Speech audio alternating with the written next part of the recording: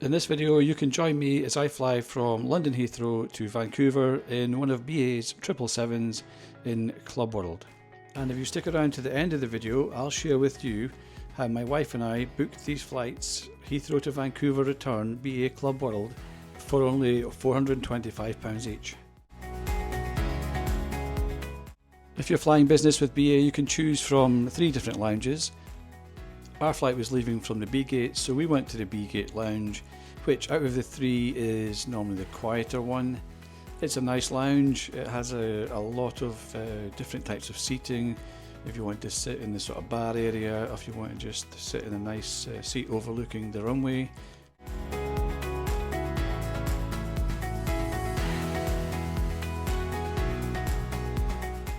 In terms of food, they have several hot food options. They have salads, they have a soup and breads, pastries. They have a coffee, tea making station, and there's lots of free pour spirits, wines, beers and soft drinks.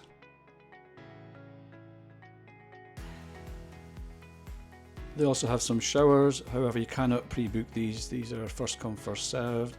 And the bathrooms, not much to say here. They were clean, but quite clinical, quite plain. We spent a couple of hours in the lounge and it was time to board. Our aircraft today was a 777-200. I think in Heathrow, all the 777-300s have been fitted with the new Club World suite and most of the 200s. So for our flight, we did have the new Club World configuration. I have travelled on a 777-200 with the older configuration, so if you click the link above, you'll see the review on that one with the infamous sliding partition between the 2 seats. The boarding process I thought was quite efficient, and before long we were onto the aircraft and finding my seat for the flight, which was 2E.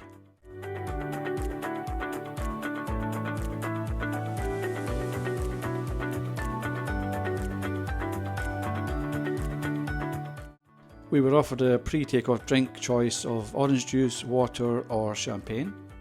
And then the crew handed out hot towels, which I have to say they weren't actually hot, they were kind of lukewarm.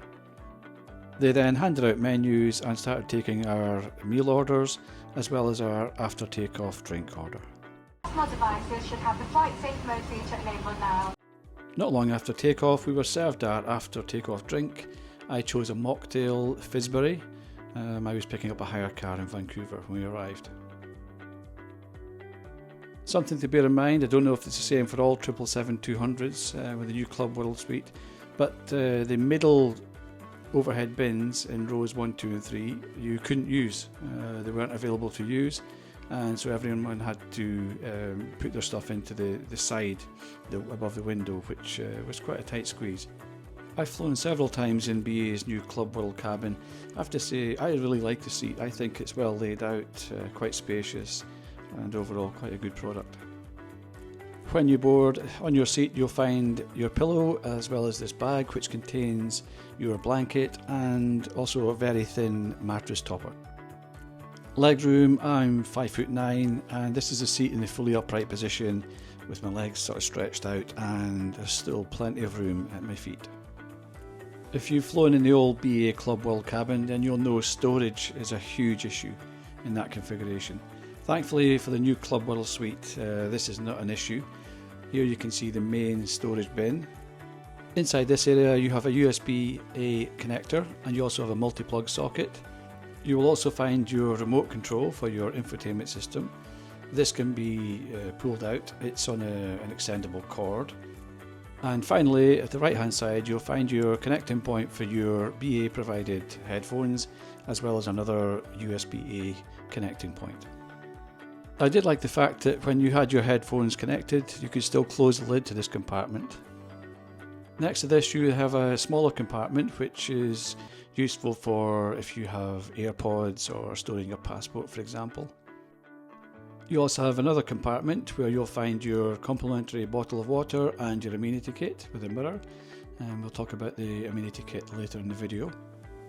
And then finally, below these other storage areas you have this small storage bin here. Here you can see I've just got my crossbody bag stored in it. Over your shoulder at the rear of the seat you have a reading light, and this is adjustable. And you also have an adjustable armrest. Below your infotainment system screen you'll find a table release catch, so you just pull this towards you. That will release the table and it will come towards you. The tray table was nice and robust. I did like how you could have it in the half open position. Just slide it forward and leave some drinks etc. on it, and it's allowed you good access in and out of the seat, as opposed to having to move everything off the table when you went to leave the seat. The seat controls, there's a mixture of buttons that you can push, or there's also the touchscreen option. No issues with this during the flight. The seat was very responsive, everything worked as it should. The BA provided headphones, they aren't the best at noise cancelling. They are comfortable enough, and I did actually have AirPods with me, but I just had these on. I watched a movie and they're fine for that. For the time that you have them on, I thought they were okay. Another feature of the new Club World Suite is the sliding door. It just gives you a bit more privacy. It doesn't fully close. I'm not sure why. I've travelled in Air France business, and it's a very similar seat to this, similar door in fact, and it does fully close, so not quite sure why it doesn't fully close, but it does give you certainly an extra layer of privacy if that's what you're looking for. The door will be locked in the open position prior to takeoff, and then the crew will come along and they'll push these buttons which will release it, so then you could open it and close it as you wish. If you're travelling as a couple, we really like the middle seats. Yeah, you don't have a straight sort of line of sight to the person sitting at the other side, but you only just have to lean forward ever so slightly, and you can have a conversation, you can pass things between you. So for those reasons, we always pick the middle seats. And once you have the door closed, this is the kind of privacy you get. I think it's great. I really like it. Yes, somebody walking past can see over the top of the door. However, I still think it works. Due to the seat configuration, you're always going to have this cubby hole at your feet, which is never ideal. It is what it is. It's quite common across other airlines that use this type of seat as well. Food and drink for this flight, there were several options for cocktails, a couple for mocktails, some spirits, some wines, and some soft drinks and beers.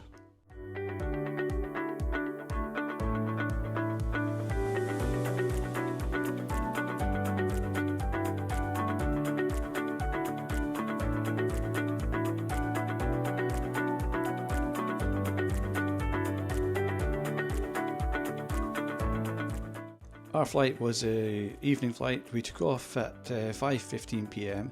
So the meal service was a dinner and also a light meal just prior to landing. For the food, we had a couple of three options for starters, including a salad and a soup. And similar for the main course, we had a chicken dish, a salmon dish, and a pasta dish. And for dessert, you had a couple of options for sweet choices, or cheese and crackers, as well as fresh fruit.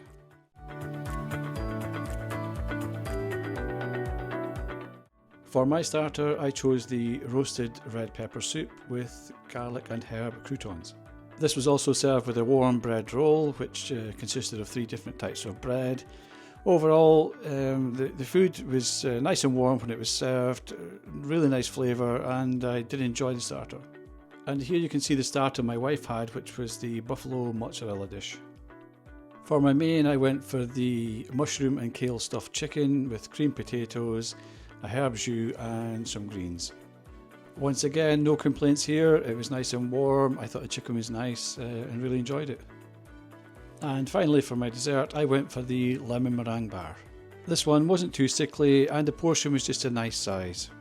During the meal service, I honestly couldn't fault the service of the crew. Service was quite quick. They were quite good at bringing out a fresh drink when your glass was empty. Overall, really good. And for the light meal just before landing, I didn't fancy any of the couple of sandwich options they have, so I just had the chocolate muffin and an English breakfast tea.